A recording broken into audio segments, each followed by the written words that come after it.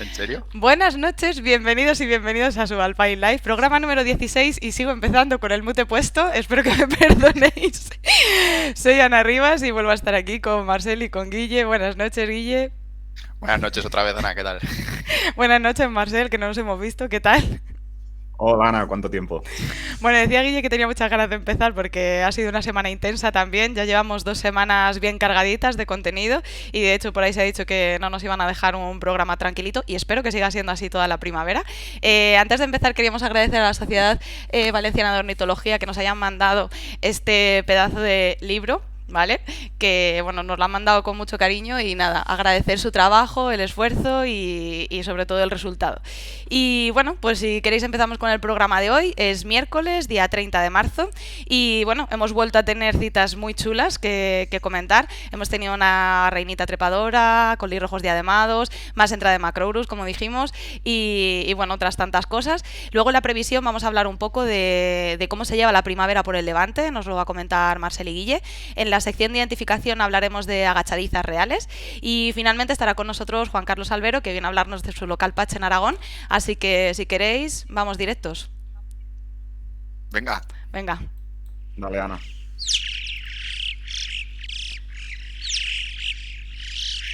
Bueno, pues otra semana intensa, otra especie de la que hablar y que da gusto hablar. Marcel, cuéntanos. Sí, bueno, esto ya ha alcanzado niveles de surrealismo difícilmente previsibles. O sea, esto ya ni Guille fue capaz de preverlo con su bola de cristal.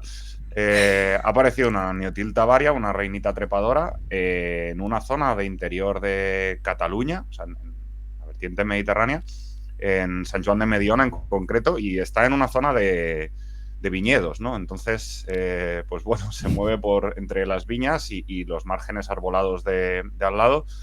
Y el pájaro fue descubierto hace, bueno, lleva por lo menos un mes, pero es verdad que hasta ayer, o sí, ayer, que no apareció, o antes de ayer, ¿no? Que no apareció una nueva foto, no, digamos que no se identificó el pájaro y no se movilizó la gente. Ayer y hoy ya sí que ha habido muchas personas ahí viendo el bicho, ya se han conseguido estas fotos tan chulas, tan buenas. Y bueno, su autor, Dani Roca, me comentaba que era realmente surrealista ver a esta especie sobrevolar un viñedo del Panadero, ¿no? La verdad que después del Búho Nival yo creía que iba a ser quizá la imagen así más surrealista, ¿no? El Búho Nival en Peñas, y creo que esta, sinceramente, la supera en dosis de surrealismo. Quizá no tanto en espectacularidad o lo que sea, aunque sigue siendo un pájaro con muchísimo caché.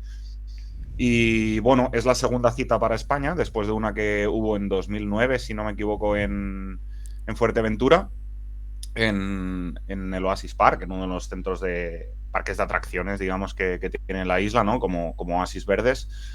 Y bueno, no es sorprendente que algunos de estos pájaros estén bastante tiempo o incluso lleguen a invernar en nuestras latitudes, porque es verdad que es una especie que al otro lado del charco, en América, inverna desde Florida hasta todo Centroamérica, ¿no? Entonces sí que por latitud cuadra más o menos con lo que tenemos aquí, y por lo tanto, pues bueno, es lo que decimos siempre, ¿no? Las especies que tienen potencial para invernar aquí también tienen más potencial para pasar más tiempo y por lo tanto ser encontradas.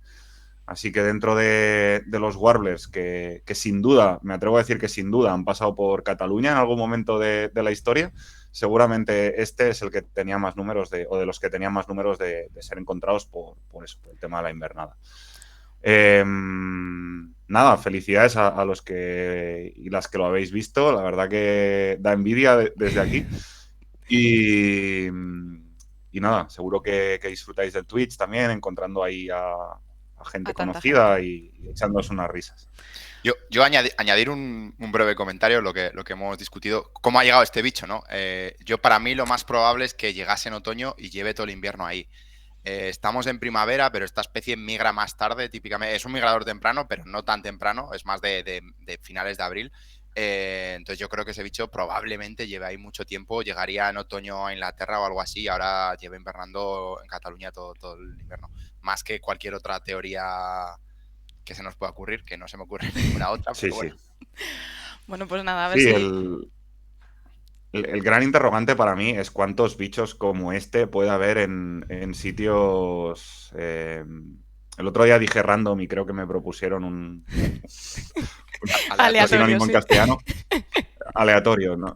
Bueno, en sitios poco peculiares, digamos, sitios que no se asocian a grandes caídas de migrantes ni a rarezas y sin embargo, pues pumba, Eso yo un creo que lo hablamos pelotazo de siempre. un calibre En cuanto sales un poco y a lo importante. mejor miras, puede aparecer cualquier bicho y siempre vamos a los mismos sitios que sabemos que pueden ser buenos, pero yo qué sé, el alcaudón pardo, por ejemplo, también cayó en medio de la nada, o sea que bueno, que nunca está mal darse una vuelta por el pueblo y buscar, que igual luego tenemos visitas de twitcheros de todos sitios. Sí, y además esto va a ir a Sí. más, porque en esto se nota mucho el aumento de los observadores a lo largo en el territorio, ¿no? En sitios de interior y demás. En Inglaterra vemos que sale un montón de rarezas que los ha encontrado alguien en su backyard, en su Sí. jardín o algo así. Y esto empieza a pasar. Empieza a pasar. Habíamos comentado un Tarsiger hace poco. Este ejemplar, bueno, pues se nota que hay mucha gente que inicialmente no se había identificado como tal, pero después sí. Empieza a pasar y desde luego va a ir a más, lo cual es una alegría, obviamente, porque más bichos, más disfrute, ¿no? Más entretenimiento. Completamente. Bueno, pues vamos con otro bicho que se ha dejado disfrutar muchísimo. De hecho, creo que se ha posado en algún telescopio incluso. Este colirrojo diademado. Apareció primero un ejemplar el viernes en la Albufera de Valencia.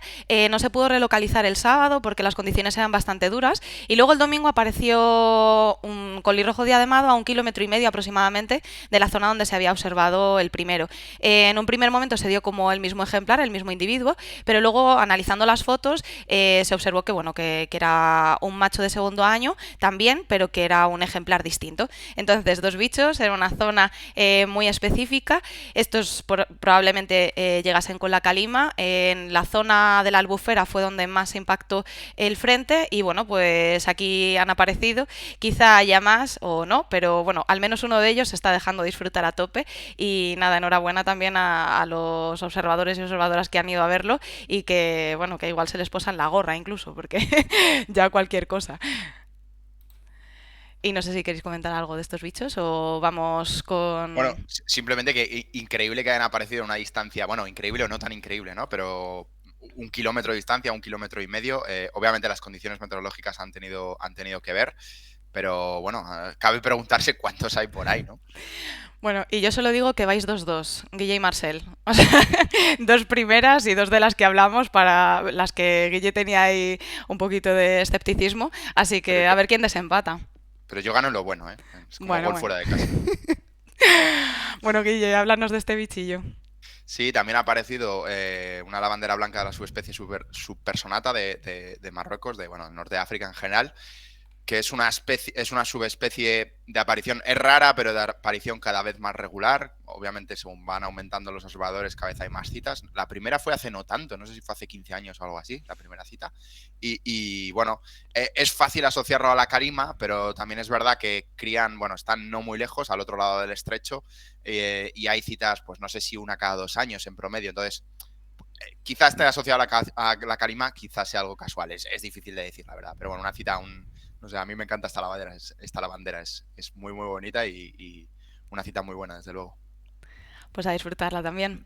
Bueno, y para no perder la costumbre, siempre tenemos una especie de la que hablar en determinadas estaciones. La de primavera es el Macrogrus. Cuéntanos, Marcel. Sí, llevamos ya unos cuantos programas hablando de ¿Y Macrogrus y ni siquiera ha seguiremos? llegado el pico de la migración de Macrogrus, ¿no? Bueno, la verdad que son muy buenos números para las fechas. Eso, todavía no estamos en el pico o justo ahora llegamos y sin embargo ya llevamos bastantes citas. Los vientos del este sin duda están ayudando, ya lo comentamos en el último programa y creo que en el anterior. Y bueno, se han visto pues 3 aves en el estrecho, una en la Nava, una en La Rioja, en Aragón, en Cataluña van unas 9, en Baleares unas 7. Digo unas porque también es difícil ya individualizar los bichos y tal, ¿no? Pero bueno, son cifras importantes, especialmente si tenemos en cuenta que aún estamos hablando de todo adultos. Creo que todos los bichos que han aparecido eran adultos, mayoritariamente machos. Con lo cual, pues me repito, lo que dije la semana pasada, si persisten las condiciones del este, el pico de aves jóvenes inmaduras puede ser muy importante este año. Y Hay que nada, lo que identificarlas. comentó. Hay que identificarla, Sí, sí. Y lo que comentó Fernando Juguete Jr., ¿no? Que uno de sus deseos era ver criar el Macrorus en la Nava. Igual este año es, si siguen las condiciones, un buen año para ello, ¿no? Porque hay bastante topillo por Castilla y bastante Macrorus entrando desde el este. Entonces eso puede generar sorpresas. ojalá. Bueno, y a los tuicheros se les acumula el trabajo. Un bicho que ha sido muy tucheado ya ha sido este piquero pardo. Y sigue por ahí, ¿no, Guille? Sí, ya lo comentamos el programa anterior, pero bueno, merece la pena resaltarlo porque creo que es el primer caso para piquero pardo bueno, de estancia prolongada durante cierto tiempo. Veremos cuánto se queda, ¿no? Había pasado con los piqueros patirrojos que habían llegado al Mediterráneo, pero creo que hasta ahora no con el piquero pardo, si no recuerdo mal, es posible que me equivoque. Esto es interesante y a la vez un poco triste porque, bueno, por ejemplo, los piqueros pardos se están expandiendo hacia el norte en el Atlántico desde las zonas tropicales, es una especie de origen típicamente tropical, y esto se tiende a asociar con una tropicalización del mar debido al aumento de las temperaturas, al cambio climático, ¿no? Entonces, en la costa oeste americana, donde bueno, la corriente del Golfo pega más fuerte, llega antes en el verano, se llevan viendo piqueros pardos. Este suceso que estamos viendo aquí ahora, allí tiene 10 o 15 años. Y el hecho de que aves adultas se queden todo un verano a veranear, o sea, todo un verano a pasar el verano, básicamente, en un mismo punto, lleva pasando unos 5 años. Así que este es el primer caso de un proceso que en América lleva pasando. Bueno, llevamos ese retraso desde 5 años. Yo personalmente creo que esto irá más y veremos viendo más y más piqueros pardos y más residentes. Así que aquellos que se han apresurado a twitcharlo, bien para asegurar, pero seguro que habrá segundas oportunidades. Bueno, en cualquier caso, si lo ven volar hacia el oeste, que avisen. Bueno, y tenemos que hablar también que se han visto varias parvas por toda la península, han salido bastantes por la zona del Valle del Ebro, también en Euskadi y Cantabria. Creo que en Cantabria se han acumulado dos, ¿no? ¿O me lo No, invento? no está muy claro, pero bueno, puede ser. Vale, y nada, bueno, para la gente eso, que estamos un poco más al oeste, deberíamos de estar atentos porque podrían aparecer. No está siendo un año muy malo tampoco. También tienen que empezar a aparecer las primeras fusilas. Y bueno, en el Guadalhorce creo que ha sido, se han visto las tres especies a la vez. Así que bueno, la verdad es que un gustazo poder disfrutar de estos bichos y encima casi en el mismo campo de visión, pues algo espectacular. Sí. Y bueno, si seguimos por el Sí. Cantábrico, podemos hablar de la migración de negrones. ¿Qué nos Y contáis?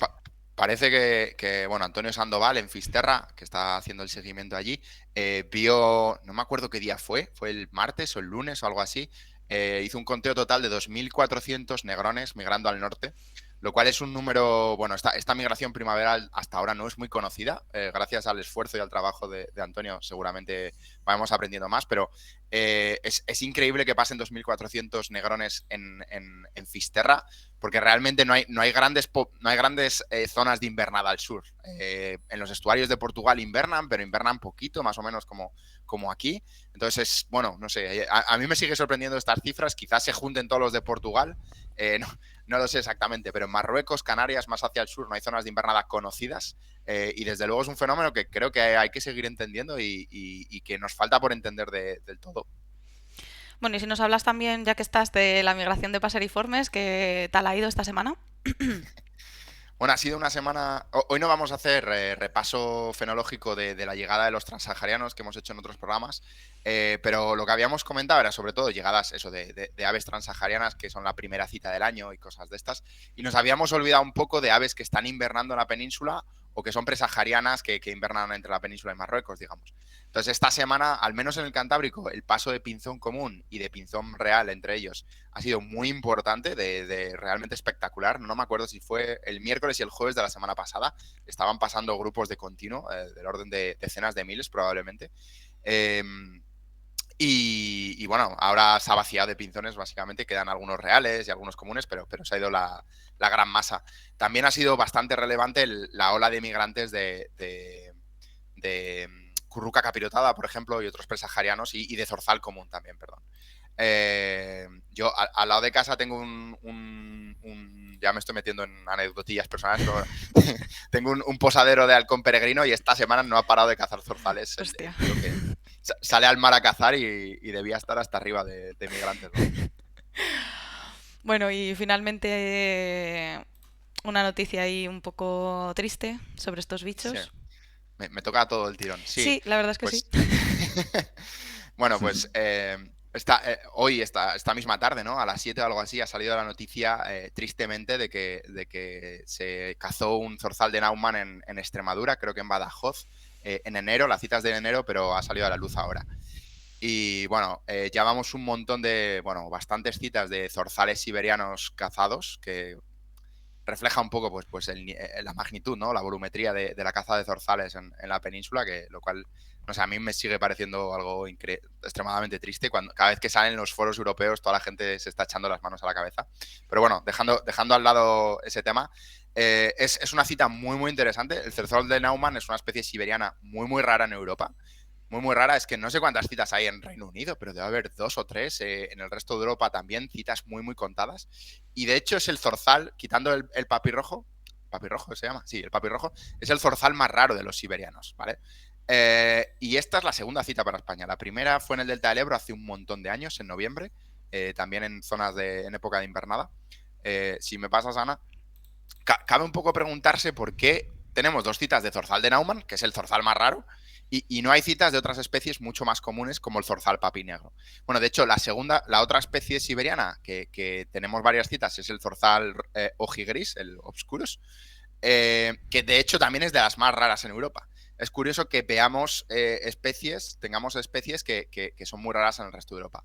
¿Por qué? Bueno, no está claro del todo, ¿no? Pero una cosa importante en el caso de Obscurus es que es el único zorzal siberiano que hace la migración hasta las selvas del sudeste asiático, inverna en Indonesia, en Tailandia, etc.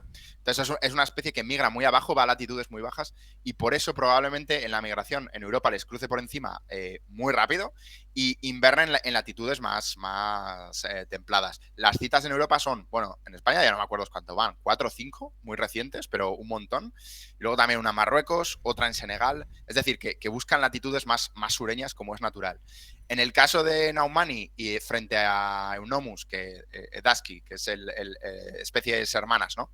Eunomus es la especie más común en Europa. Bueno, no más común de estas dos, quiero decir, es la que se presenta con más regularidad. Naumann es mucho más rara y aparece siempre en zonas, países tipo Alemania, Bélgica, de esa zona intermedia. No es tan común en Escandinavia y parece que aparece más regularmente en esa zona templada.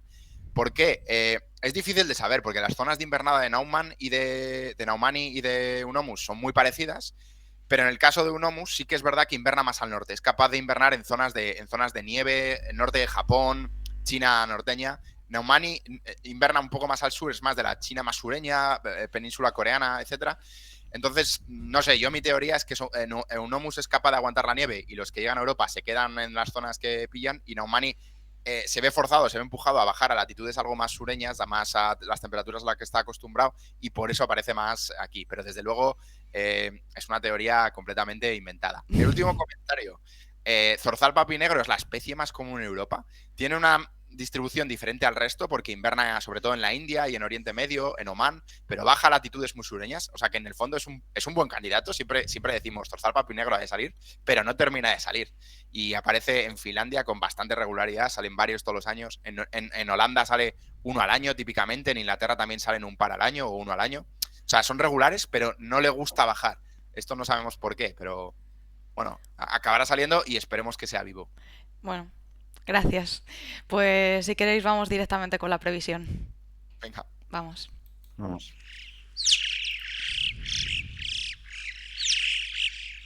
Bueno, Marcel, la primavera, tu especialidad. Cuéntanos. Vale. Bueno, he pensado en hacer una previsión así general de cómo se vive la primavera en el Levante. Bueno, es una previsión y también un poco contar las estrategias y cómo funciona el rollo de las caídas de paseriformes, ¿no? De las grandes sedimentaciones, cómo seleccionar el sitio donde ir a pajarear dependiendo de las condiciones. Y bueno, es verdad que no es una previsión propiamente dicha para esta semana en concreto, sino que espero que os sirva a todos y todas para lo que queda de primavera. Y especialmente a las personas que viváis en el Levante o tengáis intención de hacer un viaje de pajareo ahí esta primavera.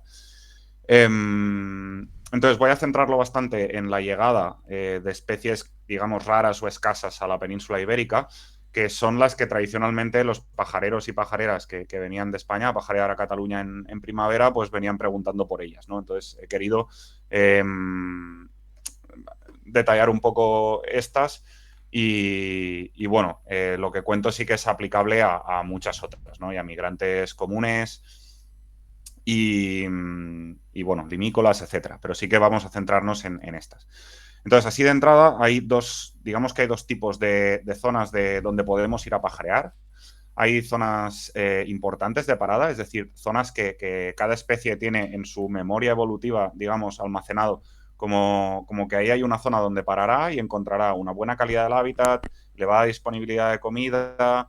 Estas zonas suelen estar situadas en zonas privilegiadas a nivel geográfico. Entonces, bueno, hablo, pues generalmente son zonas húmedas, como en el litoral catalán y Mediterráneo ibérico, pues sería el Delta del Ebro, Albufera de Valencia, etcétera, ¿no? Y luego tendríamos zonas de parada, digamos, improvisada o forzada, que prácticamente es cualquier zona donde haya un hábitat minimísimamente favorable y cerca del litoral, digamos. Entonces, estas zonas es donde encontraremos aves, no cuando las condiciones de migración son favorables, es decir, no cuando hemos tenido cielos claros durante la noche, noches frescas, etcétera, sino cuando son desfavorables, cuando tenemos temporales fundamentalmente de levante, hablando de estas especies raras, ¿no? Fundamentalmente de levante o calimas como la que hemos tenido hasta ahora. Entonces tendríamos, pues, así resumiendo, estos dos tipos de sitios. Los sitios de sedimentación siempre, digamos, que es donde las aves paran cuando las condiciones de migración son buenas y paran porque tienen que parar, porque necesitan repostar. Y los sitios de parada improvisada, que es donde las aves paran cuando no pueden seguir migrando. Entonces, vamos a fijarnos en cómo son estas condiciones. Aquí tenemos unas condiciones buenas para la migración. Es un día que si yo viviera en Barcelona o en el litoral catalán, pues posiblemente iría al delta del Ebro, ¿no? Vemos que tenemos vientos suaves de cola, del sur, cielos bastante despejados y es un día en que probablemente en los parques de Barcelona, en zonas más deterioradas, etcétera, no encontraremos muchas aves, muchos paseriformes, sino que tendremos que ir a zonas realmente buenas en cuanto a calidad de hábitat para asegurar el tanto, ¿no? A zonas que estas especies tienen almacenadas, digamos, como zonas importantes. Dentro de estas zonas también la estrategia es, digamos que el horario a lo largo del día es muy importante. Por las mañanas generalmente, en el caso del Delta del Ebro, y seguro que es aplicable a muchos otros sitios, muchísimos paseriformes aterrizan en la zona sur. Especialmente la mitad este de la zona sur. La mitad oeste seguramente queda parapetada detrás de la Baña y si pudiéramos entrar a la Baña, ¿no? A la punta de la Baña, sí que encontraríamos grandes caídas en zonas buenas, pero lo que queda detrás se nota que es mejor que el norte a primera hora de la mañana, pero bueno. Digamos que mi recomendación así a nivel personal sería hacer la playa del Serrallo, la Platjola, als Llanos de la Tancada, todas esas zonas de la costa sur del delta, en un día de buenas condiciones de migración, a primera hora de la mañana van a estar repletas de pájaros. Y luego a lo largo de todo el día, pues estos montonazos de aves que se han acumulado en estas zonas van moviéndose, ¿no? a través de todo el delta, que es muy extenso, y se van dispersando. Entonces, por las tardes, es verdad que no encontraremos grandes concentraciones o tan grandes concentraciones como por la mañana, cuando las aves acaban de aterrizar y están comiendo, repostando como locas, pero sí que será posible encontrar más número de migrantes en sitios también más random, más aleatorios. Os he puesto un par de ejemplos de hábitats de calidad de estos bichos. Uno pues sería una zona pues tipo esto, ¿no? La playa de la Platjola, con sus arrozales en el interior, una zona de que intercala salicornia, arbusto, con un montón de vidilla, de bichos, de artrópodos y muchísima comida, ¿no? Para estos bichos. Y luego algunas, como en este caso Illa del Aire, la que tenéis debajo, que por su situación geográfica son tan privilegiadas y tan importantes, ¿no? Para todas las aves que cruzan, que también la almacenan en su memoria evolutiva, ¿no? Como un punto importante donde parar para sobrevivir. Entonces son sitios donde también encontraremos números más elevados en este tipo de islas del Mediterráneo cuando las condiciones de migración son buenas, no cuando tenemos temporales o situación meteorológica adversa. Esto para los que no conozcan el delta, todas esas playas sur, literalmente el arbusto más grande tiene 40 centímetros. Es salicornia, bueno, no, igual no tanto, pero es vegetación muy, muy baja y ves, bueno, ves papamoscas, ves todo tipo de pájaros que normalmente están asociados a vegetación mucho más alta porque literalmente iban cruzando por el Mediterráneo y han parado donde han podido. Es un espectáculo, los días de caída ahí es increíble porque salen los pájaros del suelo, realmente es espectacular. Sí. Sí, luego los papamoscas, por ejemplo, es un buen ejemplo de que paran ahí, ¿no? Que es el primer sitio que ven, digamos, cuando vayan volando del mar del sur. Y luego a lo largo del día sí que vas viendo más papamoscas en filas de chopos, de álamos, ¿no? En zonas más de bosque y ribera. Es decir, que lo primero que hacen es aterrizar donde pueden para papear lo más rápido posible y luego ya sí que buscan un poco el hábitat que les tocaría, digamos. Pero por la mañana a primera hora, si queremos buscar una especie en concreto, es más importante la zona de pajareo e ir a esta zona sur que el hábitat, digamos. Y luego a lo largo del día el hábitat va ganando importancia. Si seguimos a lo siguiente, entonces tendríamos las condiciones adversas, ¿no? Que son condiciones que no son buenas para la migración. A veces decimos es un buen día de migración y realmente no es un buen día de migración, es un buen día de sedimentación. Es decir, es un día que todas las aves que estamos observando nosotros posadas en arbustos o en nuestras zonas de pajareo son aves que no están migrando, porque no pueden. Entonces, en el Mediterráneo hay dos tipos fundamentales de fenómenos meteorológicos adversos que provocan grandes sedimentaciones de aves. Uno sería la calima o de aves raras y escasas, ¿no? Uno sería la calima, la que hemos vivido estos días, que trae aves pues tipo el colirrojo diademado, la subpersonata, vimos también pues el corredor sahariano, obviamente aves pues del norte de África, ¿no? Y luego tendríamos las levantadas, los vientos del este, mucho más típicos y que de forma aparentemente creciente están trayendo aves más orientales. No estoy hablando de aves puramente siberianas, no es que lleguen, no sé, mosquiteros boreales, pero sí que nos llegan aves que normalmente cruzan de mitad del Mediterráneo para el este. Entonces, el clásico ejemplo es el papamoscas acollarado, pero bueno, también tenemos varios, pues archive de fino, el corlimos de Teming, el bisbita gorjirrojo, mosquitero silbador, todas estas especies que se caracterizan por llegar cuando tenemos vientos de levante. Entonces ahora vamos a centrarnos en estas condiciones adversas para ver qué sucede en estos casos.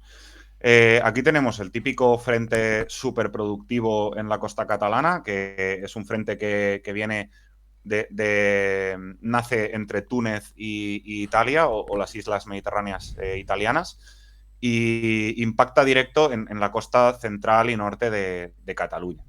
Entonces, en estas condiciones, cualquier zona con un mínimo de hábitat, hablo de parques urbanos, como es el que he puesto ahí, ¿no? El Parque de la Ciutadella, y abajo, pues la desembocadura del Besós, un ambiente húmedo mucho más degradado que el delta del Ebro, pero que en determinadas condiciones puede darnos números increíbles y especies muy interesantes.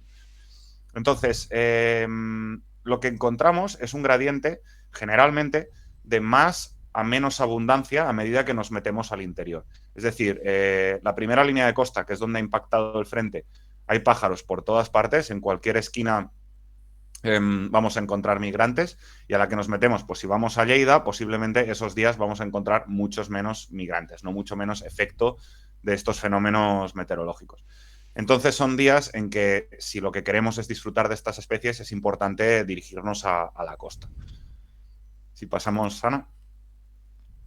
Dentro de la costa, pues no toda la costa es igual. Aquí tenemos un frente parecido, con viento del este impactando en el litoral mediterráneo y tenemos, en este caso, la proyección es de la lluvia, de la precipitación, y tenemos lluvia pues casi desde el Ampurdá, desde el norte de la costa catalana hasta Murcia, ¿no? Pero no toda esta franja costera será exactamente igual de productiva. Y en este caso, pues es importante ir a las zonas donde hay mayor precipitación. las zonas donde el frente es más duro. Y a partir de ahí sí que se genera un gradiente de más a menos abundancia de estas aves escasas, digamos. Si miráis cualquier influjo de papamoscas acollarado de estos que ha habido el último año, se nota muchísimo que donde impactó duramente el frente hay muchísimas citas y a partir de ahí, pues tanto hacia el norte como hacia el sur, gradientes descendentes, ¿no? Entonces, pues es importante elegir la zona en función de... Espera un Sí. segundo, Ana, vete para atrás. Es que este mapa no es casual, que no lo hemos mencionado, ¿no? No, este mapa es de justo de cuando aparecieron los colirrojos diademados Exacto. y es de la zona que marcaba la previsión del tiempo es donde aparecieron los colirrojos diademados. Este mapa, de hecho, es previo a que apareciesen los colirrojos. Me acuerdo porque lo Sí, de hecho mandaste sí. tú y dijiste, va a dar en Valencia. Y ¡pam! Sí. Eh, es verdad que lo de los colirrojos diademados ha sido, bueno, y en general lo de la calima ha sido un poco extraño. Yo creo que hay más intríngulis ahí, porque normalmente en las levantadas estas, el tiempo los temporales de levante, el tiempo de reacción es muy importante. Hay muchísimos pájaros, el papamoscas acollarado sirve como ejemplo, una vez más, que aterrizan, igual están una tarde siguiente y la mañana siguiente ya no están. En los últimos influjos, que igual ha habido 120 citas de papamoscas acollarado en Cataluña, al cabo de 3 días quedaban 4. Y en este caso, de la calima, no fue tanto así. Tuvieron la calima los días de cielo totalmente naranja y no fue hasta el cabo de casi una semana que empezaron a salir aves africanas. Entonces es como si la calima hubiera desplazado a estas aves africanas de una zona a otra y luego fue el levante que vino posteriormente la que les trajo a la costa ibérica, ¿no? O sea, como una carambola, ¿no? De un juego ahí de un efecto dominó, digamos, que ha acabado pues con 2 Mousieres a 1,5 kilómetros en la zona que marcaba la previsión. Ana, ¿te importa ir uno para atrás? Ahora voy a hacer yo hacia atrás todos los slides que has. Muy bien. Venga. No, es que este mapa me encanta porque enseña muy bien cómo con estas levantadas todo lo que está migrando por el estrecho de Messina es arrastrado. Y no es arrastrado al Mediterráneo en general. Casi siempre se ven los vientos con esta forma. Van directo al Empordà y a la Cataluña Norte. Esto refleja un poco cómo Baleares está escondiendo de alguna forma a Valencia.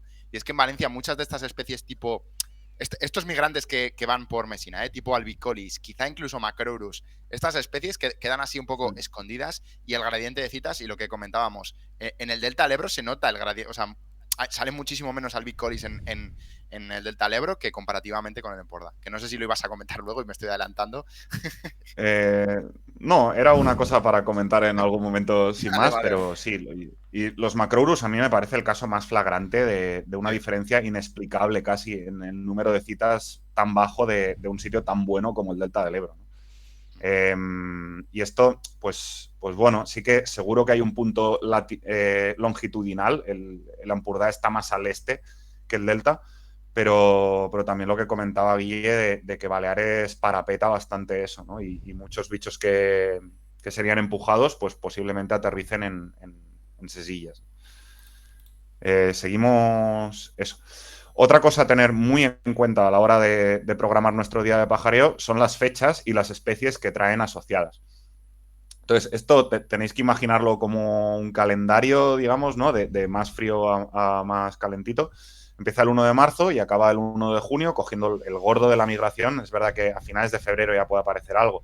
Y hasta mediados de junio aún podemos tener alguna especie de estas, especialmente Vespertinus, Icterina, incluso algún Leucopterus. Pero bueno, esto sería lo gordo. Entonces, pues sí que tienes como una primera tongada de especies de marzo, digamos, donde tienes la polluela bastarda, los aguiluchos papialbos, un poco lo que hemos tenido hasta ahora, y también buena parte de los archiveves finos. Y luego tendrías las especies de principios de abril, que sería el archiveve fino, la curruca carrasqueña oriental. Y luego, entre finales de abril y principios de mayo, tendrías el grueso de estas especies. Ahí sí que, especialmente para los que y las que venís de fuera y queréis hacer un viaje a Cataluña o a Levante para observar estas especies, yo sería cuando os recomendaría ir, porque es cuando se concentra un mayor número de estas especies. En finales de abril, por ejemplo, es un excelente momento pues para ver gallina gomedia, la gachadiza real, de la que luego comentaremos la identificación, para enganchar algún algún albicolis, algún acollarado, Sibilatrix, por supuesto, va a estar garantizado, Bisbita orgirrojo yendo a los sitios adecuados va a estar garantizado, Teminki también. Bueno, una buena colección de especies que en el resto de la península son muy escasas y aquí con estas condiciones y en las fechas adecuadas, pues están, y haciendo el pajareo un poco informado, ¿no? Como hemos contado, pues están bastante garantizadas. Entonces vamos a resumir todo esto en una especie de diagrama de flujo de estos que me gusta hacer para aburrir al personal. Y bueno, esto es ¿qué haría yo, ¿no? Si me levantara un día y viera que hay estas condiciones. Pues lo primero que haría es eso, ¿no? Abrir el Windy, ver las condiciones, ver dónde ha impactado el frente. En este caso, en esta primera imagen de la izquierda, pues vemos que lo gordo ha impactado en la costa central, alrededor de Barcelona y también en el Ampurdá, ¿no? Entonces, bueno, mantengo esos dos planes en mente y miraría pues cómo tengo la agenda, ¿no? Si tengo algún plan por la tarde, quizás solo pueda permitirme hacer costa catalana. Si tengo todo el día, igual me planteo el Ampurdá. Luego miro la fecha que es, veo que es 15 de mayo y así selecciono las especies objetivo, ¿no? El 15 de mayo pues podríamos esperar Zarcero icterino, Cernícalo patirrojo y Fumarel aliblanco. Así como tres grandes representantes de esta época. Entonces, bueno, si tengo todo el día, pues Aiguamolls es una zona donde voy a encontrar... Lo siguiente ya sería pensar en el hábitat, ¿no? Que quiero pajarear, y el hábitat ya te lleva directamente a las zonas donde lo vas a encontrar. Y lo que intentaría es buscar zonas que me permitan hacer una combinación de hábitats que me dé opciones a ver estas tres especies que ahora, con estas condiciones meteorológicas y en esta época del año, están llegando. Entonces, pues Aiguamolls y zonas circundantes tienen esa calidad, ¿no? Tienen zonas de Mornau, ¿no? De Tres Ponts, donde los bordes arbolados son muy buenos para Zarcero icterino, por ejemplo, en estas condiciones, y a la vez los prados de alrededor, los prados de pasto, son muy buenos para Cernícalo patirrojo. Entonces, a primera hora empezaría en estas zonas y luego por la tarde quizás visitaría alguna zona húmeda donde tendría opciones como el Matá, ¿no? Una zona clásica, donde tendría opciones de Fumarel aliblanco y seguiría teniendo algunas opciones de icterino en los árboles de alrededor.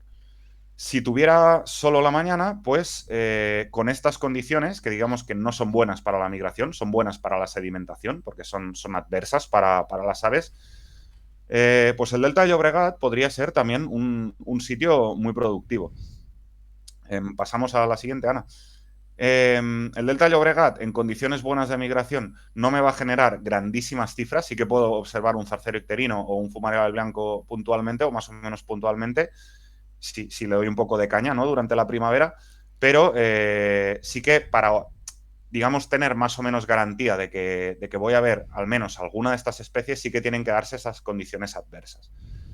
En estas condiciones adversas, pues es un sitio que aún acoge una buena diversidad de ambientes como para tener opciones de las tres especies objetivo.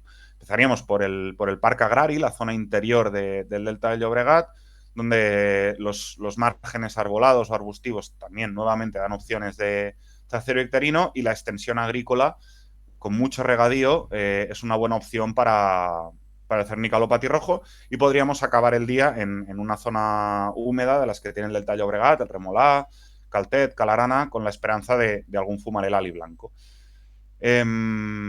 Esto sería todo, ¿no? En cuanto al plan mental, digamos, que nos hacemos todos y todas las que vivimos en la costa mediterránea ante estos fenómenos, y que no sé hasta qué punto es muy conocido. Estoy seguro que para muchos y muchas esto será info bastante básica, pero bueno, para las que os planteéis visitar el Levante en primavera buscando estas especies por primera vez, creo que es útil saber hasta qué punto está condicionado por el tiempo, o sea, por la meteo, y cómo funciona un poco este tema. Dejo ya a Ana con las gachas. Bueno, pues yo creo que está interesantísimo, sobre todo porque muchas veces cuando vamos a otras zonas vamos como pollo sin cabeza, y eso, toda esta información ayuda un montón. Así que nada, para la gente que anda por allí que no supiera, que lo aproveche a tope, y para los que vamos a intentar twitchear cosillas, pues también nos viene bien saber qué fechas son las mejores. Y bueno, pues vamos con la identificación directamente. Vamos. Venga. Vamos allá.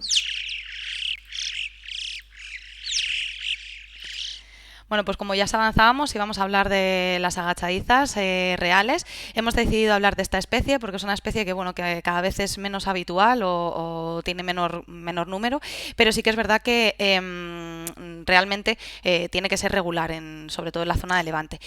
Cataluña recoge la mayor parte de las citas, pero en las zonas como Islas Baleares y algunas zonas de Valencia debería de tener una presencia anual, deberían de verse citas anuales. Entonces, bueno, son unas especies que si las ves con una buena observación no presentan muchas dudas normalmente, pero bueno, las agachadizas sí que es verdad que solemos verlas ahí con el infarto en el pecho de que nos salen casi de los pies, volando rápido, se van lejos y muchas veces no las vemos a las mejores condiciones ni de luz ni de nada para poder identificarlas fácil. Entonces, vamos a hacer como un repaso rápido de las características identificativas de cada especie y luego ya nos vamos a meter en las condiciones a lo mejor que podemos ver y también hablaremos de la variabilidad de algunas de los ejemplares. Entonces, bueno, como siempre, un rápido repaso a la distribución. Bueno, en España las agachadizas comunes sobre todo son invernantes, aunque hay algunas poblaciones pequeñas residentes. Y bueno, si vemos las agachadizas reales, en España serían meramente migratorias. Realizan la migración normalmente desde la zona del sur del Sáhara hasta el norte de Europa durante marzo y mayo, aunque su pico de migración es en abril. Entonces, las fechas básicas en las que podemos encontrar a estas agachadizas serían sobre todo en abril. Es importante hablar de los hábitats donde las podemos encontrar en migración, que son unos hábitats bastante específicos. Suelen aparecer en zonas de hierba, cercanas a lagunas, en las orillas de las lagunas, y no tanto en zonas de limo como pueden aparecer las agachadizas comunes. Entonces, si tenemos la suerte de ver una agachadiza de estas ahí perfectamente, las características básicas que nos van a saltar sobre todo son, bueno, pues que la agachadiza común, el pico es bastante más largo que la agachadiza real. Vamos a ver que las partes inferiores en la agachadiza común están barradas sobre todo en pecho y flancos, pero dejan el vientre blanco. Sin embargo, la agachadiza real tiene unas zonas más barradas que suelen cubrir el vientre. Y bueno, nos fijamos que con el ala plegada la agachadiza real tiene como 3 franjas blancas, que se debe a que las puntas de las cobertoras primarias tienen blanco. Entonces, estas son las características así más básicas que podríamos ver en una vista rápida.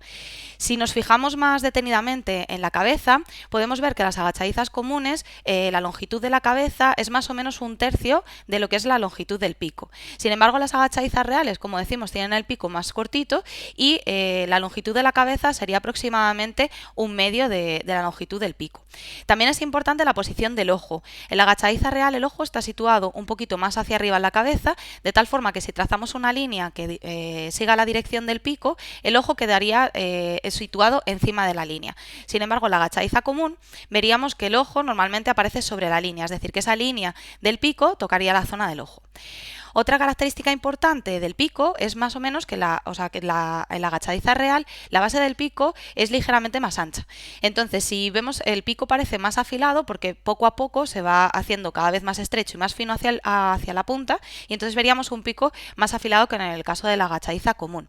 También la forma de la cabeza es súper importante. En las agachadizas reales vamos a observar una frente mucho más empinada, más vertical. La zona superior de la cabeza va a ser planita y la parte posterior vuelve a bajar verticalmente, teniendo una forma prácticamente cuadrada. Si nos fijamos en la agachadiza común, esa frente está mucho más suavizada y entonces es una cabeza como redonda, pero es un redondo así suavecito, como un redondo plano, por así decir. Si nos fijamos en las lores, también es algo que nos da mucha información. En las agachadizas comunes, esas lores son mucho más oscuras, mucho más anchas, son más sucias y quizás no tan definidas, y en las agachadizas reales vemos que esa lore es mucho más estrecha, más definida y eso es muy muy finita.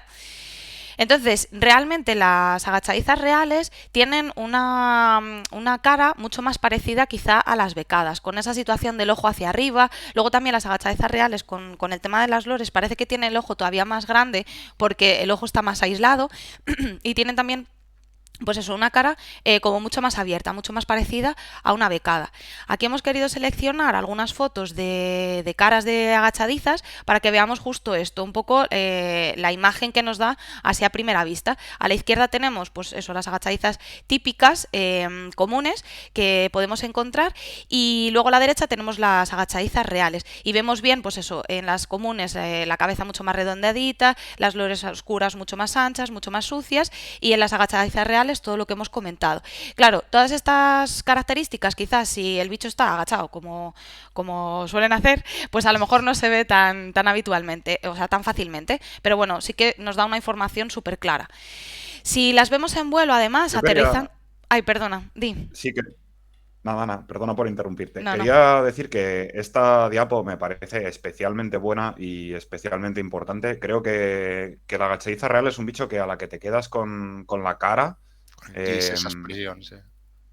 Sí, tiene una expresión muy característica y creo que si miras muchas fotos de agachadiza real y las comparas, o simplemente si te miras las 4 y 4 que tenemos, que has puesto en esta diapo tan chula, ya te quedas bastante con la copla de la expresión esta distinta, ¿no? De lo que has comentado del ojo situado más hacia arriba de la cara, etcétera.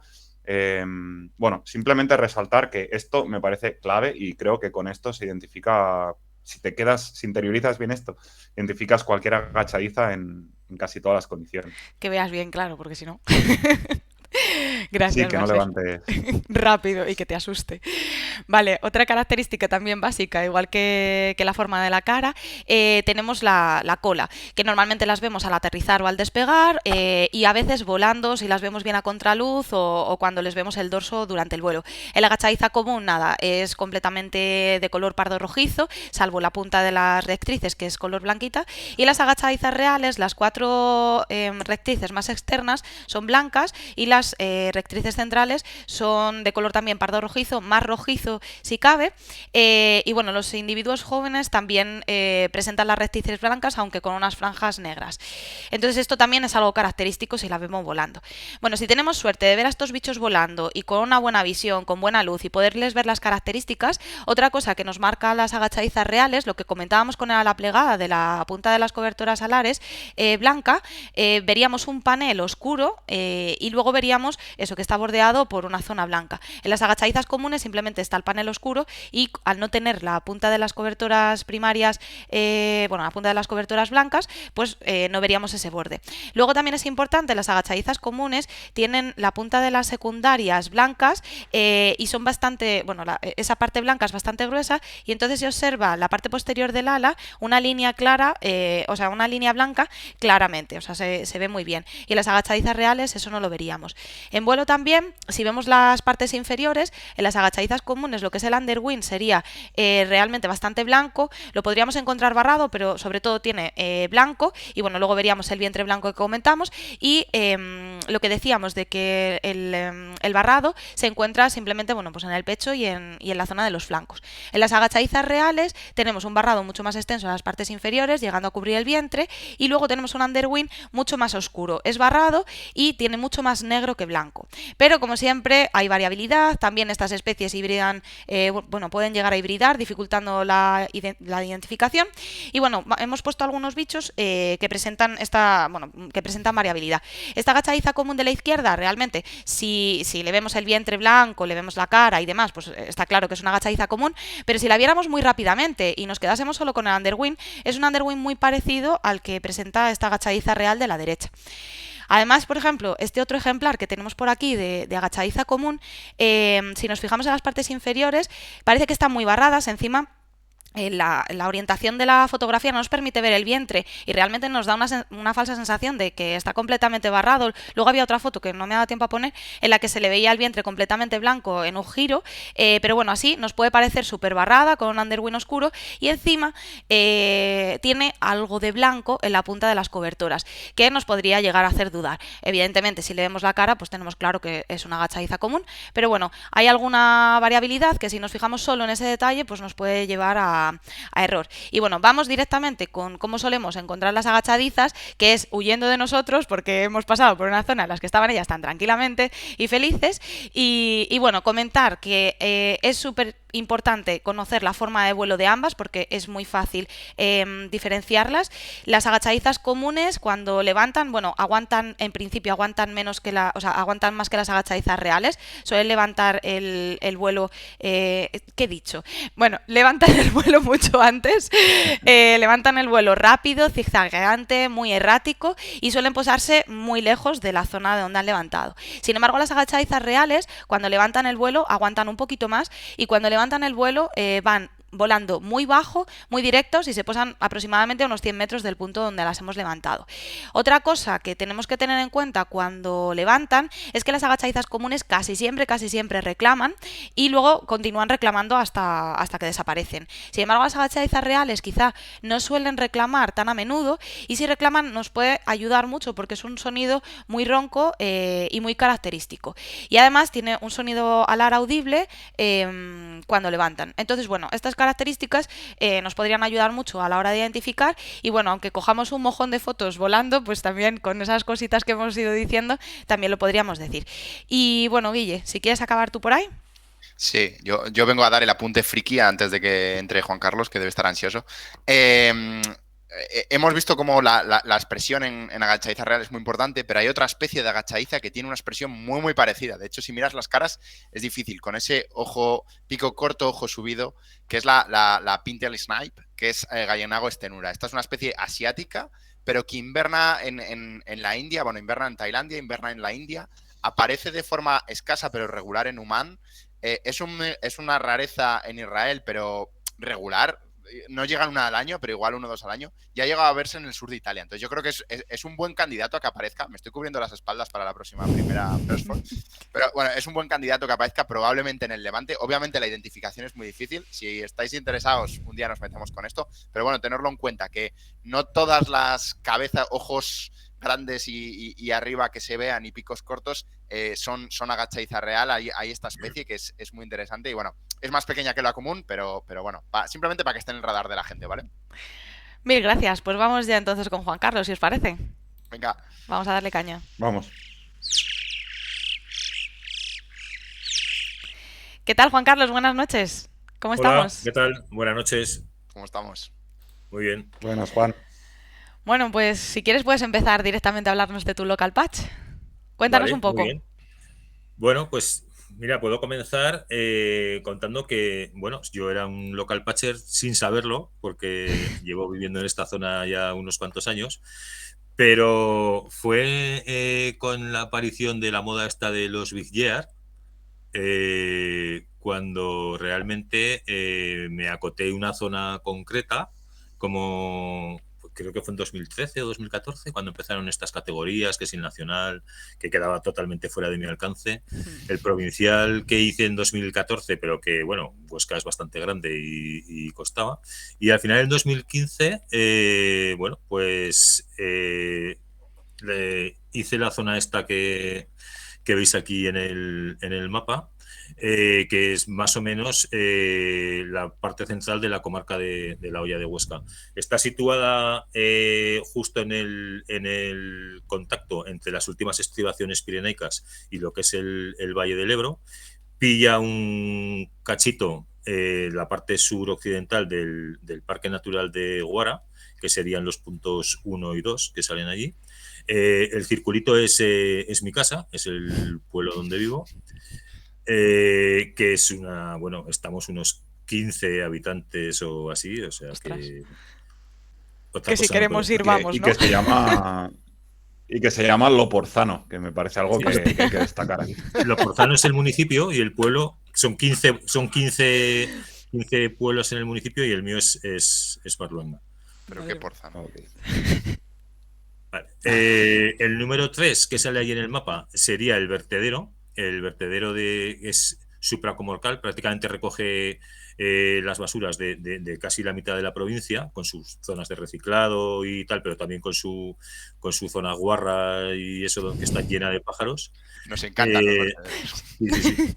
El número El número 4 es lo que es la Huesca City y alrededores, pues parques urbanos, el Soto del Río y 3 albercas que tiene alrededor. La de Cortés, Loreto, que es la más conocida, la más famosa y la que más visitan los pajareros de Huesca, y Valdabra.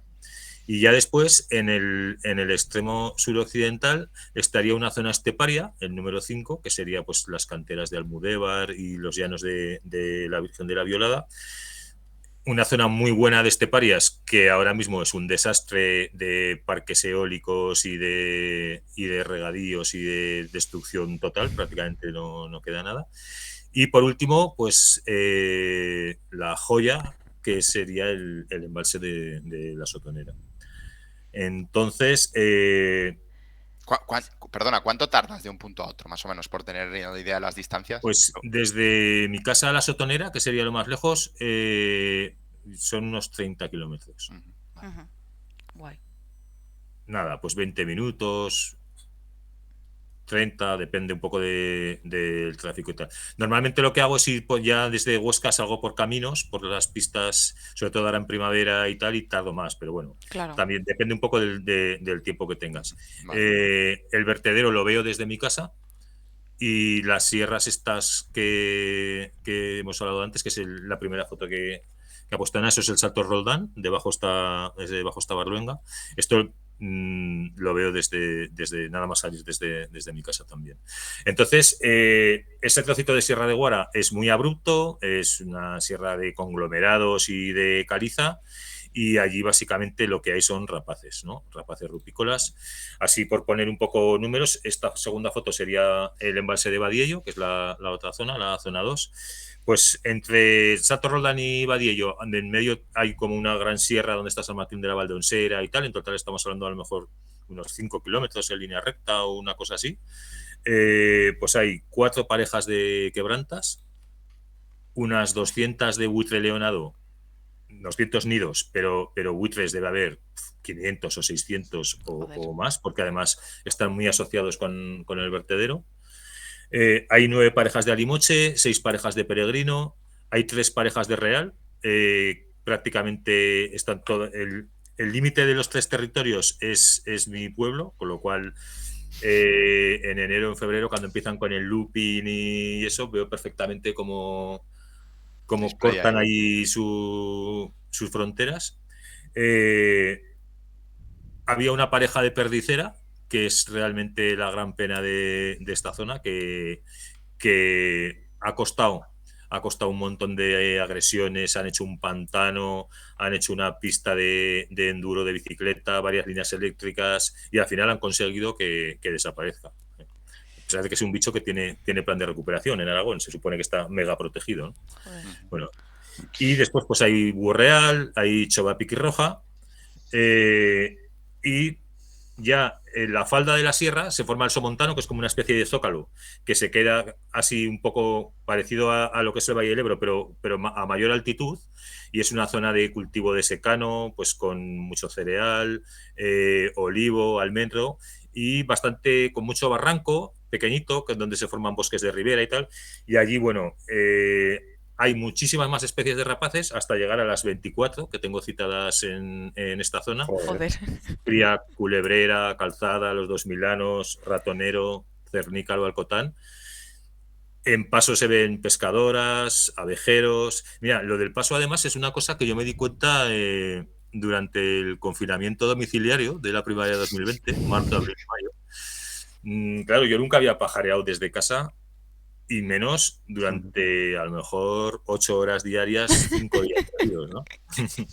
Entonces me monté allí en la oficina en la terraza de arriba, y ahí me pegaba los días enteros. Y ahí realmente yo pensaba que era una zona en que no había nada de migración, que excepto las grullas y poco más. Y joder, había días que veía, pues yo qué sé, 15 o 20 gavilanes, 10 culebreras, 10 calzadas, 2 pescadoras, cigüeñas y gaviotas, que yo pensaba que estaban solamente en el vertedero. Me di cuenta de que había un movimiento de grupos enormes, de cientos de cigüeñas blancas y de gaviotas patiamarillas, que venían del este y no del oeste, como yo me pensaba, y tal. Bueno, ahí me enteré de muchísimas cosas y la verdad es que es algo que he hecho incluso de menos, es decir, Sí. pues nos podían encerrar otros 15 Pues días. lo tienes bien fácil, ¿eh? No haces planes de pajareo por ahí y te quedas en casa. Ya es que eso es lo que Ya, duele. el problema es que cuando tienes libertad, pues nunca Claro. te quedas en casa, ¿no? Siempre tienes algún Está sitio. claro. Yo creo que Está nos claro. pasó a todos, que en el confinamiento descubrimos bichos que en la vida pensaríamos que pasarían por encima de nuestras casas, pero claro. Porque ¿qué planes tenías para mañana, Juan? Decías que ibas a quedarte en casa, ¿no? Sí, seguramente me quedaré en casa. O alargaré un poco mi local patch, ya veré. Vale. Es Bueno, mentira, pues, nos ha confesado que iba a ver la reinita. a ver. Como buen local patcher. Voy a hacer un pequeño inciso, ya que antes ha hecho Marcel un comentario de que los días que hace mal tiempo, o sea, los días que decimos hoy hay migración, en realidad es que hace mal tiempo y no es que haya buena migración. Hay una cosa que en España se hace muy poco, que es observar la migración activa, lo que has descrito tú ahora mismo. Y en el fondo esos son los buenos días de migración, cuando las aves hace buen tiempo y pueden migrar y hacen lo que quieran. En países tipo Holanda e Inglaterra hay un montón de sitios de migración activa y aquí es algo que se hace muy, muy poco. Y hay lo que dices tú, días espectaculares, pero de todo, de rapaces, de paseriformes, de todo. Ya está. Cierro. Sí. Me dejo con tu local patch. Vale. Sobre todo que no es algo, perdona, Juan, exclusivo de las rapaces o las marinas, que creo que es algo que sí que se hace bastante en España, pero de paseriformes hay sitios que son un auténtico espectáculo y aquí se trabaja muy poco, la verdad. Eso. Sí, bueno, aparte de todos estos que os he comentado, pues eso, nunca había visto avión zapador por aquí, por encima de mi casa, ni bisbita arbóreo. Incluso saqué una especie nueva para el pueblo, que además es de las que realmente me hizo ilusión, que fue una urraca. Porque en esta zona de Guara no hay urracas. Nada, cero. O sea, ¿no ves? En 20 años que iba aquí viviendo he visto una, esa. Y llegó, se posó en la torre de la iglesia que está encima de mi casa, estuvo un rato reclamando y se largó. No sé muy bien de dónde vendría. ¿Cuántas especies viste durante el confinamiento? ¿Lo contaste? Pues 100 y poco. Joder. O sea, 100 y poco, 102 o 103 o algo así. No sé para qué pregunto si es como una puñalada. Hombre, yo vi 4. Sí. Bueno, pues pocas horas echaste, cabrón. No veía la playa y tal, pero bueno, pero la verdad es que me lo pasé bien. Sí. Poca queja tengo de esos meses. Vale. ¿Continúo? Sí, continúa. Sí. Nada, simplemente eso, que aparte de las rapaces, las otras aves típicas de esta zona del somontano son las currucas.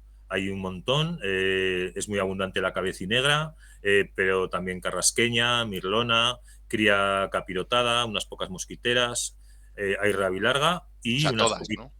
Menos la zarcera. Fíjate que es la más común en paso, pero criar no cría. No sé, hasta tomillera, que es muy escasa. Hay algunas parejas que no están todos los años, pero sí que crían.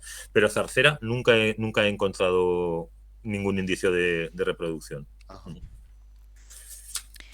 Y desde luego no es un sitio de rarezas, la verdad. De hecho, bueno, ya veremos. En todos los años estos que he estado aquí, el único pepinazo fue el papamoscas papirrojo en enero de 2016. Justo cuando había acabado el Big Year del local pues hubo un amigo mío de Huesca, José María Canudo, me dijo que él quería hacer el Big Year de un local patch al año siguiente, en 2016.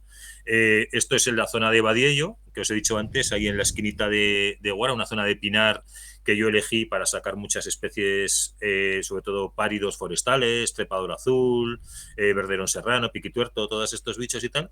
Entonces, esa zona él no la conocía bien, y quedamos un día para enseñársela y más o menos decirle los tientos, las pistas y tal. Entonces, elegimos un día horrible, un día de estos de invierno gris, calmizo, todo, no volaba absolutamente nada. Estuvimos toda la mañana por ahí sin ver pero nada. Entonces, claro, él yo creo que hasta estaba dudando de decir, me está engañando, este capullo, en esta zona es que no hay nada, porque decía, claro, esto lo chulo es en invierno, cuando están los bichos y tal, no sé qué, no sé cuántas. Y bueno, pues yo no sé si fue el único pájaro que nos saltó de un cortafuegos, que lo vimos volando y, hostia, pues si tiene la cola blanca, hostia, pues yo me había dejado hasta la cámara en el coche. Y así es como se sacan las cosas. Y bien se vale que Cani la llevaba, porque el pájaro se nos posó un momentito en una encina, en una rama rota, le hizo una foto cutre, pero que se veía bien que era un papirrojo, se echó al suelo a cazar y desapareció. Joder. Estuvimos Para siempre.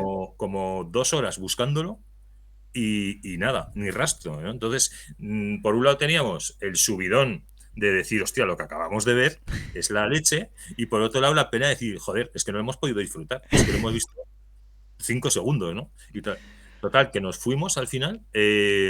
Yo volví por la tarde con Silvia, con mi pareja, nos repasamos toda la zona y nada de nada. Era un sábado, me acuerdo perfectamente. Y bien se vale que el domingo por la mañana fueron 3 así pajareros duros, fueron Jesús, Lavedán, Luis Gracia y Javier Ruiz, creo, y lo sacaron, lo encontraron. Joder. Entonces, a partir de allí ya volvimos todos. Ese domingo pasó pues todo Huesca, Zaragoza y tal, y se dejó tuichear durante unos cuantos días. La verdad guay. es que Ese es lo bicho que es uno de brutal, de los momentos que recuerdo así con más cariño. Sí. Es que encima precioso, tío. Y No, además no es un una zona de adulto, rarezas, pero. en pleno invierno, completamente inesperado. Es que- Sí, la verdad es que Y el plumaje Hombre, inmaculado. Sí, sí. puntúa el plumaje, o sea, la clase de edad y sexo, yo creo que puntúa Es que- triple o Sí, cuádruple, no sé. Joder. vale. Luego estaría el vertedero. Está en la ladera que ya cae en contacto con la propia olla de Huesca. Y bueno, la verdad es que es muy interesante de gaviotas grandes. Entonces era un mundo en el que yo jamás me había metido, no tenía ni idea de gaviotas, pero ni idea, porque bueno, a finales del siglo XX la patia amarilla era rareza en Aragón. Es que no había. Entonces fue cuando la explosión esta del Mediterráneo, que empezaron a subir por el Ebro para ir hacia el Cantábrico en otoño y tal, se empezaron a quedar, empezaron a criar. Entonces ahora ya hay una población importante que crían en muchísimos sitios y tal. Pero además de eso, bueno, pues hay un movimiento. Lees un montón de anillas en el vertedero, ves que hay gaviotas de Baleares, sobre todo del Delta del Ebro, pero he leído una argelina de Murcia y todas las del País Vasco, que anilla Aranzadi en País Vasco y tal. Con lo cual, ahí hay un movimiento de la leche. Y además de eso, bueno, pues primera cita de gaviota del Caspio para Aragón, eso fue en febrero de 2016, que es la foto que está puesta ahora. Sí. Gavión, bastantes argentias, bueno, de cáspicas van 11 ya ahí en el vertedero. Os habéis puesto las pilas, ¿eh? Es lo que iba a decir, Sí, igual es que sí, nadie sí. buscaba. Sí, nadie buscaba, pues seguramente, y entonces ahora están tanto Javier Traín como Aitor Mora y Luis Gracia en el vertedero de Zaragoza y en el de Egea. En Navarra también miran mucho el de Tudela, el de Culebrete. Entonces, a base de leer anillas, las mismas anillas en los sitios, vemos que están totalmente interconectados y que lo Totalmente que hacen dando allí vueltas. es dar vueltas en todos los lados. Eso está muy bien. Esta foto tiene miga porque yo lo que había visto aquí fue un gavión de primer invierno, que es el bicho de la derecha, y le estaba haciendo fotos a él, porque además había aparecido en el dormidero de Zaragoza, que hay un lago en medio de la ciudad donde entran a dormir las gaviotas y tal, y apareció allí. Yo le hice las fotos y luego en casa, editando las fotos, fue cuando me miré y dije, coño, pues esa gaviota de ahí de la izquierda parece una cáspica. Se lo mandé así pues a la gente a la que le he ido dando la brasa con estas cosas hasta que he conseguido enterarme y ponerme un poco, y efectivamente sí. La primera cita de cáspica en Aragón, Y en diferido. y yo puedo decir que no la vi, la fotografié, pero no la vi. Es que es un follón lo del vertedero, no es como un puerto, porque a cada ruido fuerte levantan todas, hacen un revuelo, se cambian de sitio, no están quietas ni 5 minutos. Y sobre todo, me ha pasado ya varias veces, llegas, ves que hay un montón de gaviotas, entras y tal, pasa una real, que pasa bastante a menudo, y pánico, ¿no? Hacen una bola, cogen altura y adiós. Y ese día ya te puedes ir porque ya lo has visto todo. Sí. Bueno, y algunas otras rarezas que... Ay, perdona, cuenta. Sí. No, dime. No, que te iba a decir que algunas otras rarezas que decías para seguir comentando que había pocas rarezas, ¿no? ¿Qué más has visto por ahí? El mosquitero este, ¿quieres que te lo ponga, no? Sí. Ahora iba a hablar de Huesca y alrededores. Bueno. Y el gran protagonista de estos últimos años fue el payas este que apareció en un parque urbano de Huesca, lo encontró Paco Quesada, un amigo que vive justo delante del parque. Es muy curioso porque es un sitio que está el río, hay un trozo que está canalizado, pero hay otro que tiene un bosque de ribera bastante apañado, pero hicieron un parque nuevo al lado de una piscina cubierta y tal, con 4 arbolitos, pegado a las casas y a la calle por donde pasan los coches y tal. Y en ese pequeño trocito que hay un par de robles, un aliso, un tilo, un nogal y un par de chopos, es donde se juntan, no sé, ves más pájaros migrantes allí, sobre todo ya cuando se ha pasado la época, que si te vas a un bosque de ribera buenísimo que haya por ahí en cualquier río. Y sí, pues sueles ver carricero común hasta final de octubre, que si vas a un carrizal bueno como Sariñena ya no ves ninguno. Siempre hay, en época de paso siempre hay movimiento. Y claro, ha sido la gran estrella de Huesca Ciudad hasta el momento. También además, pasamos, ¿sí? este salió a la vez o un día antes, un día después que otro en Navarra o algo así fue la historia, ¿verdad? Puede ser, sí. A lo que aguantó poco. Estuvo un par de mañanas. Por la tarde se desaparecía, apareció 2 mañanas y luego ya, adiós. Pero vamos, cuando aparecía Este se bicho también siempre en sitios alternativos. Por eso todos le buscamos tanto, ¿no? Bueno, por lo guapo que es, ¿no? Pero es... La verdad es que es la leche, sí. Era la segunda cita para Aragón. Había ya una cita en Teruel de Miguel Ángel Martín en el Cañizar. Es verdad. Pero sí, primera para Huesca. Las otras zonas de alrededor de la ciudad son las albercas, Loreto, Valdabra y Cortés, que suele ser donde nos juntamos así los pajareros ostenses más a menudo. Son sitios, bueno, pues donde en migración son bastante entretenidos, aunque también, pues, al estar tan cerca, pues hay pues muchos perros, muchas bicicletas, mucha gente y tal.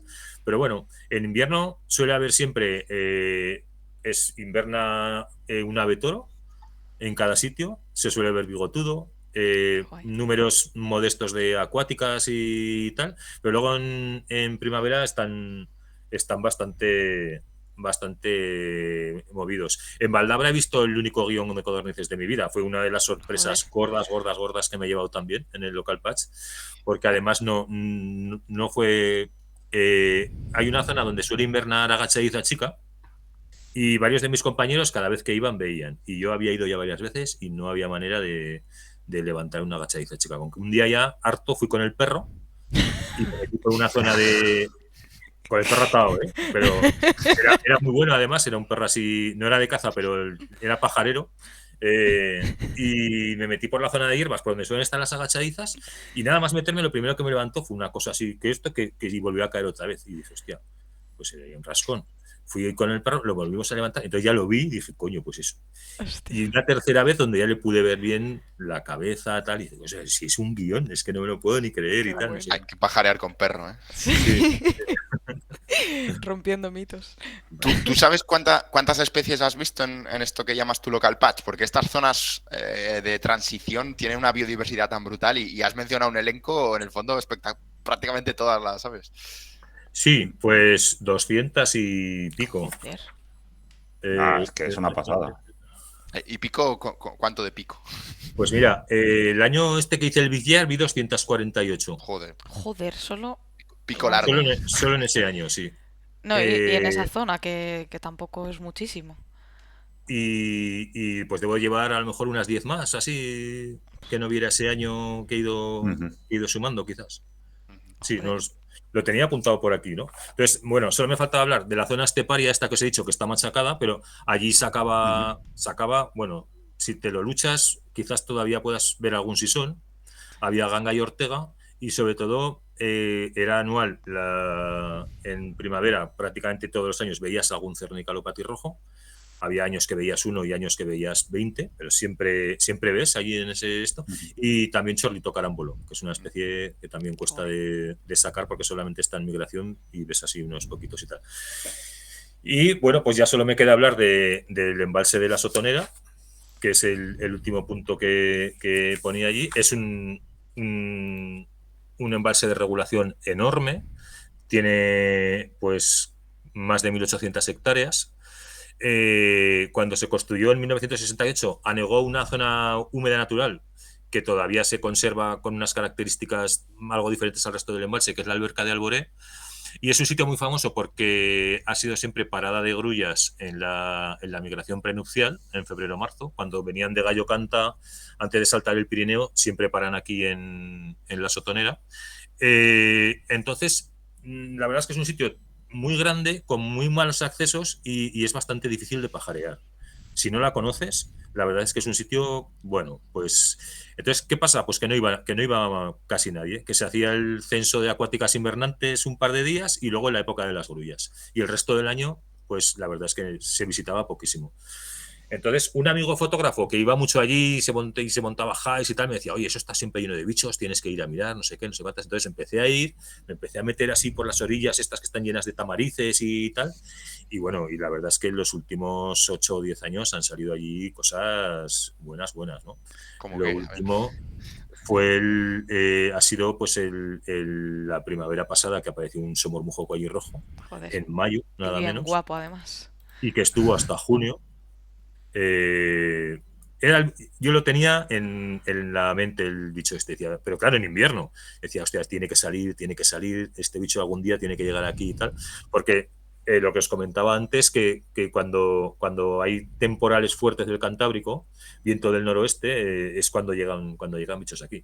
Y casualmente, un día que no nos lo esperábamos para nada, que íbamos con Silvia paseando por la presa, y ahí estaba, tranquilamente, nadando entre el mogollón de somormujos lavancos que hay siempre y tal.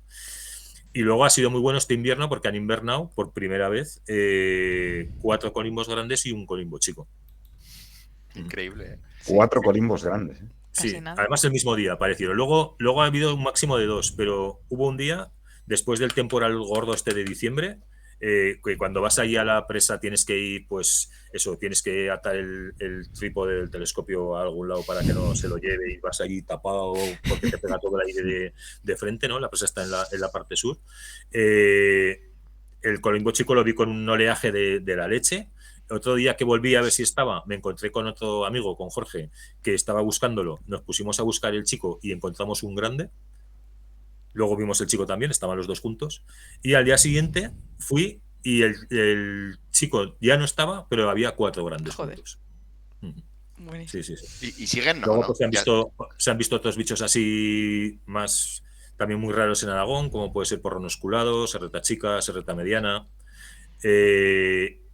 Y así como rareza nacional que haya encontrado y tal, y que también me acuerdo con muchísimo cariño, fue una garceta, ya lo diré. ¿Dimorfa? Una dimorfa, eso es. Qué que guay. También hizo más o menos como el papamoscas papirrojo. Mirando por la orilla con los prismáticos, de repente vi una cabeza así negra que salía y se metía. Y dije, coño, era una dimorfa, que la he visto mucho en África y tal, era un bicho desconocido para mí. Y después estuve un montón de rato buscando y llegué a pensarme que me lo había imaginado. Porque dije, o sea, es un bicho grande que se deja ver y no está. Y bueno, pues se había movido y luego sí, estuvo y además aguantó unos días. Bueno, y para acabar, sí que si quieres pedir, o bueno, pedir como si concediéramos deseos o algo, pero ¿qué te gustaría encontrar allí? ¿Qué especie te molaría muchísimo? Sí. ¿Qué evento te gustaría ver en esa Pues zona? mira, hay una que también llevo años y he echado mucho rato y de momento nada, que es cuando hay estos influx en Cataluña, que es el papamoscas acollarado. Además, antes cuando poníais los mapas estos de cómo entraban a la costa y hablabas, Marcel, de que en Lleida ya llegaban pocos y tal, pues bueno, vuestras tarjetas de Lleida, de momento, al menos yo no he sabido encontrar ninguno y he buscado ninguno, ¿no? activamente, ¿no? Quiero ver eso y además que sea un macho, nada de... Joder, claro, ya después del papirrojo... Sí, nada de eso. Recuerdo... Hay dos limícolas también que me han fallado todas las veces que he intentado twitchearlos en España y que espero que algún día aparezcan en la Sotonera, que son el Terek y el Flavipes. Joder. Los he visto en otras zonas por ahí por el mundo, pero en España he hecho varios intentos en el Delta del Ebro, en más sitios y tal, y no ha habido manera. Me han dado esquinazos siempre. Te vamos a conceder el acollarao, los otros no. Vale, vale. ¿Vale? Con eso me conformo. El acollarado, yo recuerdo, no sé si fue el último o el penúltimo influjo, que me mandaste fotos de una hembra que ya tenía muy, muy buena pinta. Sí. Igual, no sé si eran un poco justas las fotos, pero ya fue un tiro al palo, pero muy al palo. Vamos. Hizo palo fuera, ¿no? La pelota. Y yo creo que la siguiente... A ver si tiene que es entrar. la definitiva. Bueno, A ver. pues Juan Carlos, mil gracias por hablarnos de tu local patch y por sobre todo haber inaugurado Aragón como pajarero en el programa. Y nada, hablamos ahora en un momentito, ¿vale? De acuerdo. Muy Hasta bien. ahora. Un saludo. Gracias. Un abrazo, Gracias. Chao. Bueno, pues hasta aquí el programa de hoy. Volvemos como siempre la semana que viene. Esperamos como siempre que os haya gustado. Y nada más que decir. Esperamos la semana que viene tener otra semana así, cargadita de contenido y que acabemos tarde. Así que a currar. Sí, por favor. Dale caña. Venga, Gracias, buenas noches. Chao. buena semana. Un abrazo.